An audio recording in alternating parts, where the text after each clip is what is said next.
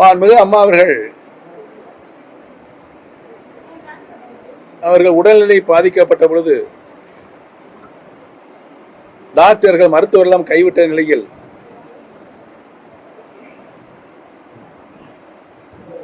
அதற்கு முன்னால் 2001ஆம் ஆண்டு மாண்புமிகு அம்மா அவர்களுக்கு சோதனை வந்த பொழுது மாண்புமிகு அம்மா அவர்கள் என்னை முதலமைச்சராக பொறுப்பில் நியமித்தார்கள். 6 மாத காலம் நான் மாண்புமிகு அம்மாவுடைய என்ன கட்டளையிட்டாரோ அந்த கட்டளையின்படி தமிழகத்தினுடைய முதலமைச்சராக நான் பொறுப்பேற்று அடிபரலாமல் என்னுடைய பணியை கடமையை ஆற்றினேன் என்பது நாட்டு மக்களுக்கு நன்றாகவே தெரியும். மாண்புமிகு அம்மாவர்கள் மீண்டும் ஆண்டிபட்டி சட்டமன்ற தொகுதியில் வெற்றி பெற்று மீண்டும் முதலமைச்சராக பொறுப்பேற்பதற்கு எந்தவித நிபந்தனையும் இல்லாமல் மகிழ்ச்சியோடு என்னுடைய முதலமைச்சர் பொறுப்பை மாண்புமிகு அம்மா அவர்கள் அடுத்த கணமே நான் அவர்களுடைய திருக்கரங்களில் ஒப்படைத்தேன் என்பதுதான் வரலாறு. 2006க்கு பின்னால் 2011 2011 மீண்டும் மாண்புமிகு அம்மா அவர்கள் தமிழகத்தினுடைய முதலமைச்சராக இருக்க முடியாத ஒரு சூழல் ஏற்பட்ட பொழுது உடனடியாக மாண்புமிகு அம்மா அவர்கள் பெங்களூரு நீதிமன்றத்தில் வழங்கப்பட்ட தீர்ப்பினை அடுத்த வினாடியே என்னை அழைத்து, நீங்கள் எல்லாம் சென்று சட்டமன்ற உறுப்பினருடைய கூட்டத்தை கூட்டி முதலமைச்சரை தேர்ந்தெடுக்கப்பட வேண்டும் என்று மாண்புமிகு அம்மா அவர்கள் உடனடியாக என்னிடமும் மாண்புமிகு அமைச்சராக இருந்த விஸ்வநாதன் அவர்களிடம் சொல்லினார்கள். விஸ்வநாதனை கூப்பிட்டு முதலமைச்சரை தேர்ந்தெடுக்க வேண்டும் என்று சொல்லி அடுத்த கணமே பன்னீர்செல்வம் தான் முதலமைச்சர் என்று சொல்லி பன்னீர்செல்வமே எந்திரிச்சு மாண்புமிகு அம்மா அவர்கள் என்னை முதலமைச்சராக சொன்னால் என்று சொல்லாமல் விஸ்வநாதன் அவர்களே நீங்கள் எந்திரித்து சட்டமன்ற உறுப்பினர் கூட்டத்தில் எழுந்து மாண்புமிகு அம்மா அவர்கள் சொன்னார்கள், எங்கள் இருவரையும் அழைத்து பன்னீர்செல்வம் தான் முதலமைச்சர் என்று நீங்கள் சொல்லி அந்த கூட்டத்தை இனிதே முடித்து பொறுப்பேற்றுக் கொள்ளுங்கள் என்று மாண்புமிகு அம்மா அவர்கள் கட்டளையின் அடிப்படையில் நானும் 2ஆம் முறையாக மாண்புமிகு அம்மாவுடைய கட்டளையை ஏற்று முதலமைச்சராக பொறுப்பேற்றேன். 2016 மீண்டும் தேர்தல், சட்டமன்ற பொதுத் தேர்தல்.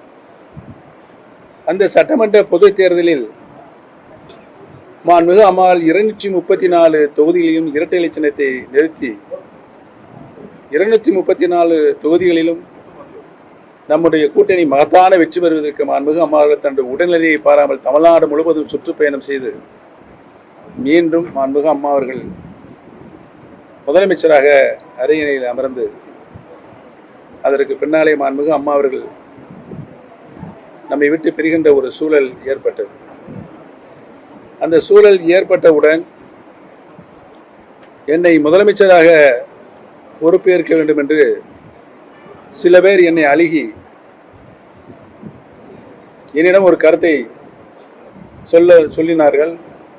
நான் மறுத்தேன், முதலமைச்சராக பொறுப்பேற்கிறதுக்கு மறுத்தேன். ஏன் என்று கேட்டால் மாண்புமிகு அம்மா அவர்கள் உயிரோடு இருந்த நேரத்தில் நான் முதலமைச்சராக பொறுப்பில் இருந்து அம்மா அவர்கள் இட்ட கட்டளையை ஏற்று நான் நிறைவாக என்னுடைய பணியை முடித்திருக்கிற மன நிம்மதி எனக்கு இருக்கிறது, மன மகிழ்ச்சி இருக்கிறது. மாண்புமிகு அம்மா அவர்கள் இல்லாத நேரத்தில் நான் முதலமைச்சராக வருவதற்கு விரும்பவில்லை என்று சொன்னேன். என்னை கட்டாயப்படுத்திதான் அந்த முதலமைச்சர் பதவியை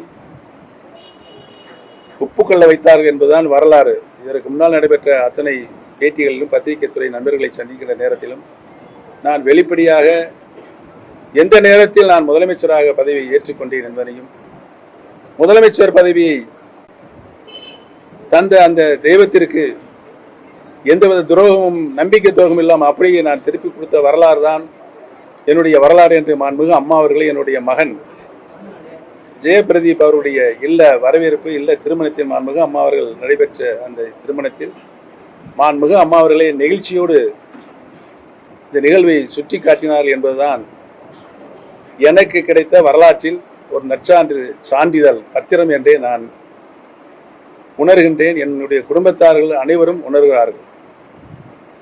2021 தேர்தல் நெருங்குகின்ற நேரத்தில் ஒரு பொதுவான ஒரு பிரச்சனைக்கு அவர்கள் பேசி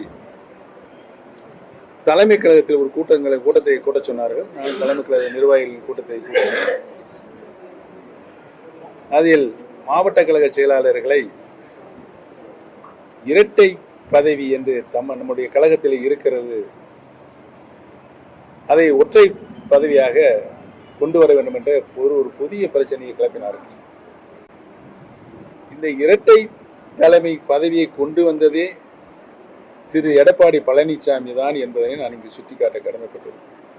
முதலில் பொதுச் செயலாளராக நீங்கள் செயல்படுங்கள் என்று சொல்லிவிட்டு அதற்கு பின்னாலே ஒருங்கிணைப்பாளர், இணை ஒருங்கிணைப்பாளர் இந்த பதவி உருவாக்கப்பட வேண்டும் என்று அவர் தரப்பிலிருந்து வந்து முதலமைச்சராக இருப்பவர் கட்சிக்கு பதவியில் இருக்க வேண்டும் என்று சொல்லி, நீங்கள் என்னை ஒருங்கிணைப்பாளர் இருங்க, அவர் இணை ஒருங்கிணைப்பாளராக இருக்கட்டும் என்று சொன்னார்கள். சரி என்று நான் அதுக்கு சரி என்று சொல்லிவிட்டேன். எப்ப காலையில் நைட்டில் புது பிரச்சனையாக ஒருங்கிணைப்பாளரும் இணை ஒருங்கிணைப்பாளரும் தலைமை கழகத்தில் கட்சி சார்பாக எந்த உத்தரவு வந்தாலும் 2 பேரும் கையெழுத்துப்பட வேண்டும் சொன்னார். எந்த கட்சியிலையும், உலகத்தில் இருக்கிற எந்த கட்சியிலும் இது இருக்காது. எப்படி 2 பேரும் கையெழுத்து போட்டு ஒரு நடவடிக்கையில் எடுக்க முடியும் என்று சொன்ன எவ்வளவு சொன்ன கேட்க மாட்டேங்கிறாங்க. ஏன்னா கட்சி ஒன்று சேரணும், எல்லா தொண்டர்களும் ஆவலோடு அடுத்த நாள் காத்திருக்கிறாங்க அந்த கூட்டம் நடைபெறுவதற்கு. நான் அதிலிருந்து பின்வாங்கினாலோ அல்லது மறுத்தாலோ பெரிய பிரச்சனை வரும், திரும்ப கட்சி பிளவெடுக்கிற சூழல் உருவாருக்கு பன்னீர்செல்வம் ஒரு காரணமாக இருக்கக்கூடாது என்பதை உணர்ந்துதான் அதற்கும் சரி என்று சொன்னேன்.